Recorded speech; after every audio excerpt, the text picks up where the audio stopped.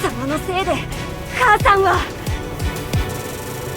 わしを倒せるとでも思っておるのか。貴様から全てを取り戻す。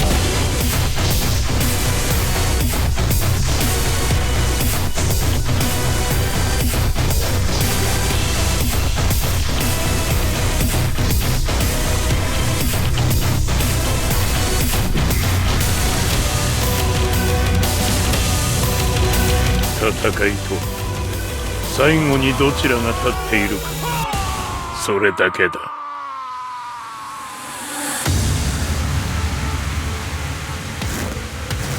覚悟はできたか。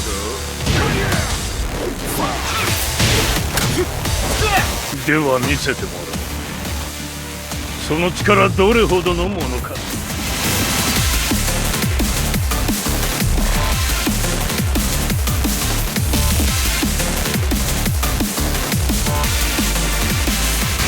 耐えられるかな。食らうがいい。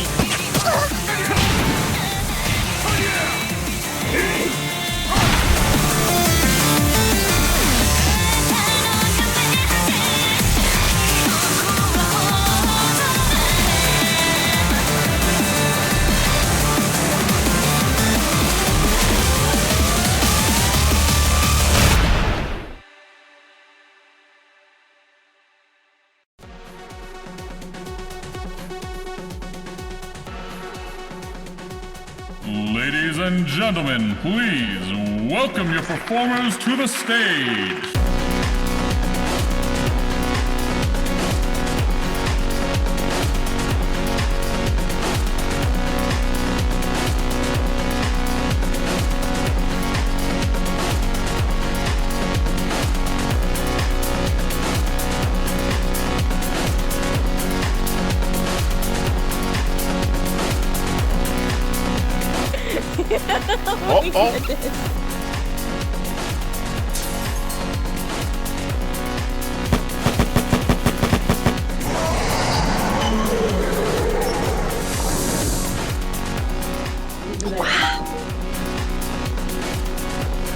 Oh, wow.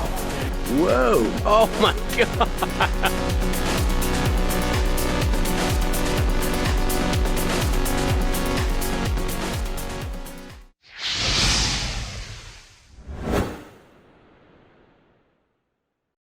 Arc System Works.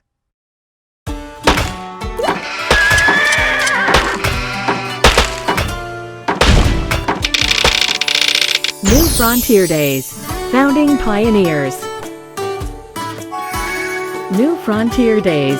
Founding Pioneers is a town-building simulation game where you command your pioneers to build and develop a town in a foreign, uncultivated land. The pioneers can cut wood, dig through rocks, hunt and fish to obtain materials. From the materials, you can then begin building your own town from scratch. Also, being in the wild means there are animals too. Watch out! A bear's attack! Wait, it's tame? Oh wow! You can keep wild animals as pets too. Pets can help out the pioneers in many ways, such as allowing people to ride on them, and many more. I would want to ride that horse. The game offers 2 general game modes for players. First is the story mode. Develop the frontier lands together with Jessica. Many trouble awaits in the undiscovered lands, but it will be all right. Work together with Jessica and make the town grow. Next is the survival mode, where you can choose among 5 difficulty levels. You can start off easily in a friendly environment, or if you're up to the challenge, try surviving and developing under harsh conditions.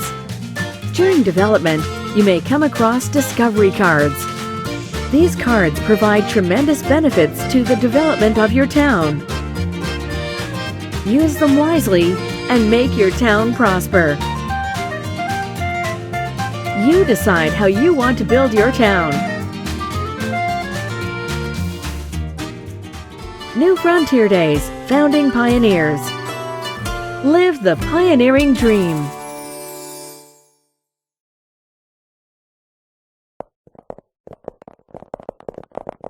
Toys is a toy box filled with four-dimensional toys. By four-dimensional, I mean that they exist in a world with 4 dimensions of space and 1 dimension of time, instead of 3 dimensions of space and 1 dimension of time.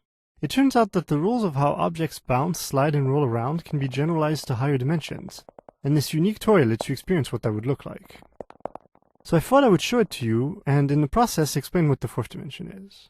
So here's a stack of 4D hypercubes. To us, a 4D hypercube kind of looks like a regular 3D cube sometimes, because even though these toys are 4D, our universe is only 3D, so we can only see 3 dimensions out of 4. I'll explain soon, but first I'm gonna grab this hypercube and throw it. I knocked down that pile, and some of the cubes even got knocked into the 4th dimension, so I can't see them anymore. Here's a ball pit filled with 200 hyperspheres. I can move along the 4th dimension and see all the hyperspheres I couldn't see before. Let's see, I can grab this 4D shape called the 120 cell and I can roll it around.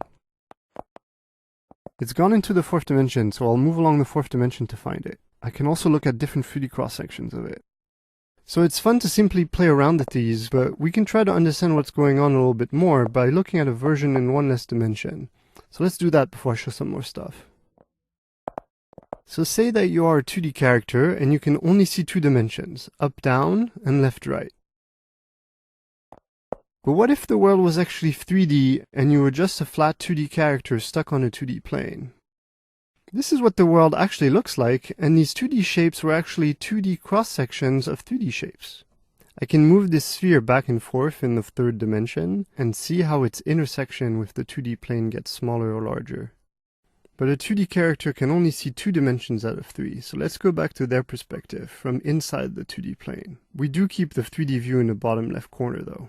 So these 2D shapes don't behave like a 2D character would expect 2D objects to behave. For example, this red circle seems to mysteriously float in midair, but we know it's actually just the cross-section of the red sphere.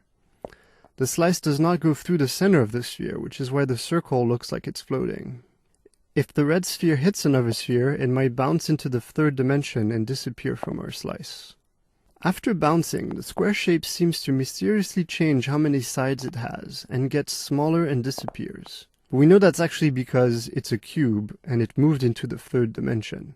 It's still hard to predict exactly how the shape changes though. And now let's move the 2D plane we're standing on along the 3rd dimension. The circles shrink and grow, and the squares morph because we're changing which slice we're taking. It might look weird to a 2D character, but for us 3D being it makes sense. It's kind of like taking an MRI. Each 2D circle we see is only part of a 3D sphere. Okay, now back to 4D toys. In 4D toys, instead of a 2D being living in a 3D world, we are a 3D being living in a 4D world. So we can only see 3 dimensions out of 4 instead of 2 out of 3. And instead of seeing a 2D cross-section of a 3D world, we see a 3D cross-section of a 4D world. But otherwise, many of the same things happen, just in one higher dimension. These 3D shapes don't behave like a 3D being would expect 3D objects to behave. The sphere floating in midair is actually just a 3D cross-section of a 4D hypersphere. The slice does not go through the center of the hypersphere though, which is why the sphere looks like it's floating. If the red sphere hits another sphere, it might bounce into the 4th dimension and disappear from our slice.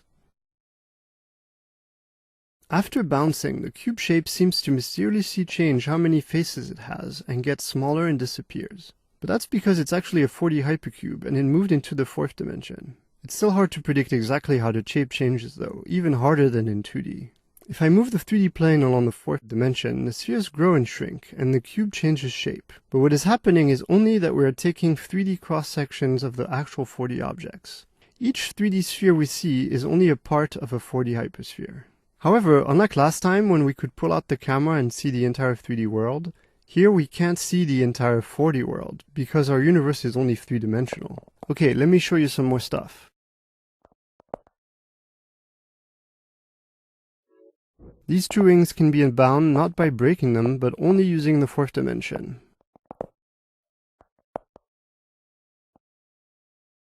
This is a 4D shape with 24 faces that you can use as a fair die. There are others with 5, 8, 16, 120, and 600 faces.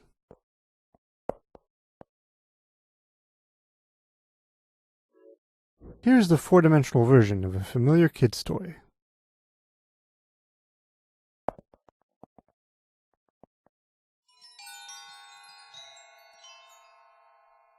Oh, and you can try fitting this hypercube into this hyperhole. You're basically a kid playing with toy blocks again. They're just 4D toy blocks.